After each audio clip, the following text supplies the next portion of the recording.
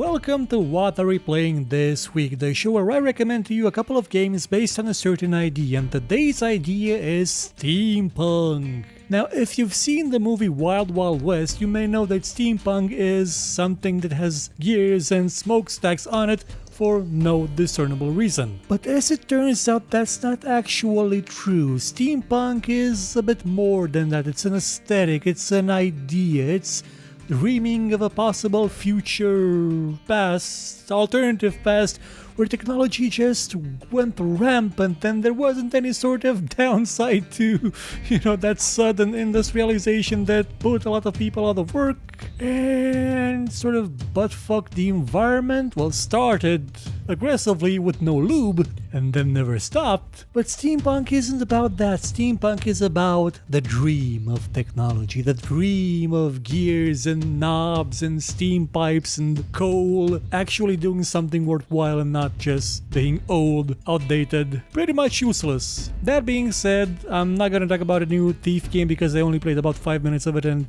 The first one up is one of my old-time favorites, Arcanum of Steamworks and Magic Obscura. Now this game sets steampunk at a certain standard that many other games just can't really reach, because steampunk, the idea of technology, the idea of quickly evolving advancement in engineering is actually a central part to the story. It's not just an aesthetic. It's a central part to the story, to this world, to what's happening, to why everything exists, to why everything is the way it is. It's an important piece. It's not some band-aid, it's not some filter they just ran the game through. No. It is intrinsically tied to every other bit of the game. This is a world where magic more or less, well, I wouldn't say dominated because not a lot of people were magically inclined, but it was a world where magic existed.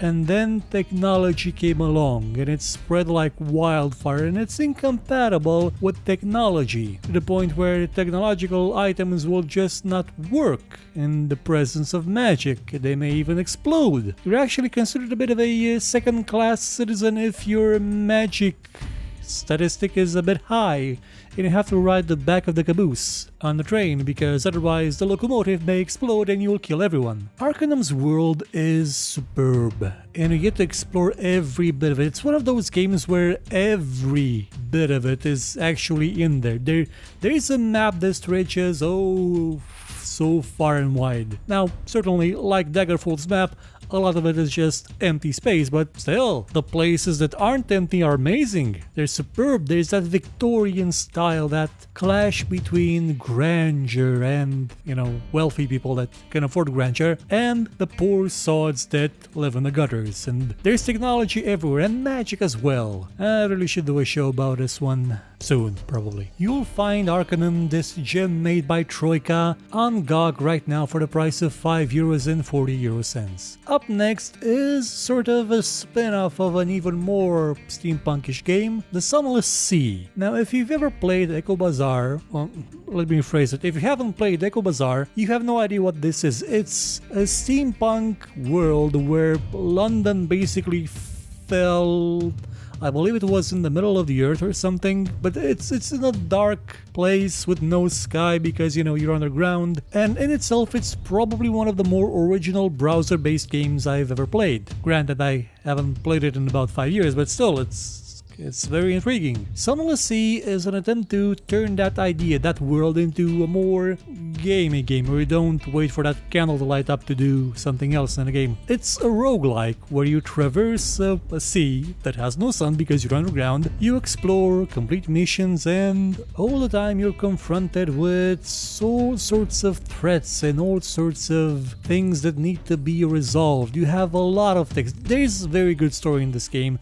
Very good steampunk story. You're on a boat, a steampunk boat, because it's steam powered and it's kind of punkish. And you resolve most of your problems, most of your challenges with that dialogue system, with the choices you have that will affect the things you can do later on. And, it's a roguelike with dialogue. And it's quite nice. From what I've heard, I haven't actually played it. But if you want to play it, you can find it right now on GOG for the price of €17.09, which is an odd price. So €17.10. I always hate when they have the 9 coin at the end.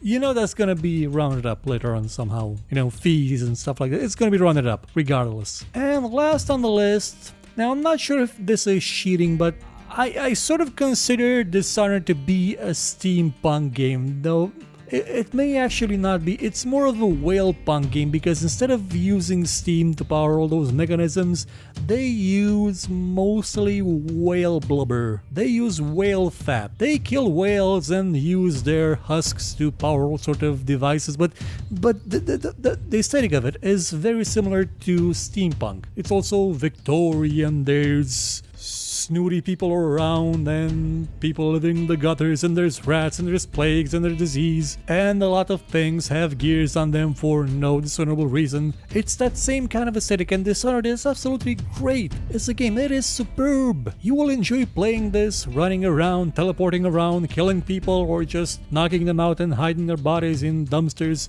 so the rats won't eat them, because the rats are kind of annoying. They are very vicious rats. And all the while you'll be enjoying a world that's very detailed, very fleshed out, and the story that's, how shall I put this? The main story may not be something that you consider interesting, but if you pay attention to the details that flesh out this, the details that you can miss, like you can miss them very easily, those things flesh out the story until it becomes something so much more interesting. So if you want to play Dishonored, well, the sequel's gonna come out soon, so you could pre-order the sequel and get the game for free, but we don't pre-order games because we're not, you know, cheap. So get this one on Steam right now for €10, or you can wait for a sale. Maybe there's gonna be one soon. You know, the sequel's coming out, there's gonna be Steam sales soon, at the end of the month, I believe. So you'll have a lot of opportunities to get it on the cheap.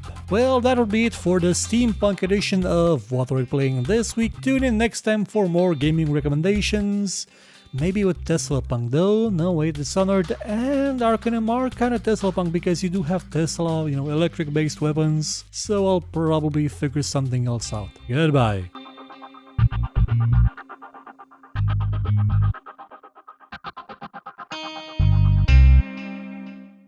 Thank you for watching this show. If you enjoyed it, please consider watching some of our other videos and maybe sharing them or giving a thumbs up if you feel like it. And if you really liked what you saw, please check out our Patreon page. For just $1 a month, you could help us make much better shows and get some rewards in the process. Or you could consider buying my book called Tale of Doom. Volume 1 is out now and available for just $2. And as always, if you thought it was horrible, you know where to find me and complain about it.